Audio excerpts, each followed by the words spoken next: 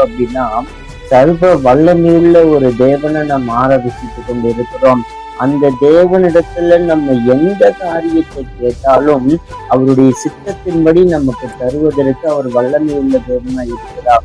ஒருவேளை நீங்க எந்த காரியத்திற்காக போராடி போராடி ஜெபித்து கொண்டு இருக்கிறீங்களோ அந்த காரியத்துல கொஞ்சம் விசுவாசத்தோடு, ஆண்டவரே நீர் சர்வ வல்லமை உள்ள தேவன், நான் அதை அறிந்திருக்கிறேன், அந்த வல்லமை என்னுடைய இந்த தடைகளை விலக்கி போடட்டும், அந்த வல்லமை என்னுடைய இந்த காரியத்தை வாய்க்க பண்ணட்டும், உங்க இடத்துல சகல வல்லமையும் உண்டல்ல, அந்த வல்லமை என் சரத்துக்குள்ள, அந்த வல்லமை என் தொழிலுக்குள்ள, அந்த வல்லமையினுடைய வாழ்க்கைக்குள்ள, என் பிள்ளைனுடைய வாழ்க்கைக்குள்ள, என் கணவனுடைய வாழ்க்கைக்குள்ள, தொழிலுக்குள்ள அது கடந்து வரட்டும் என்று சொல்லி நீங்க கேட்டு பாருங்க. நிச்சயமாக அந்த வல்லமை கடந்து வரும். அந்த தேவன்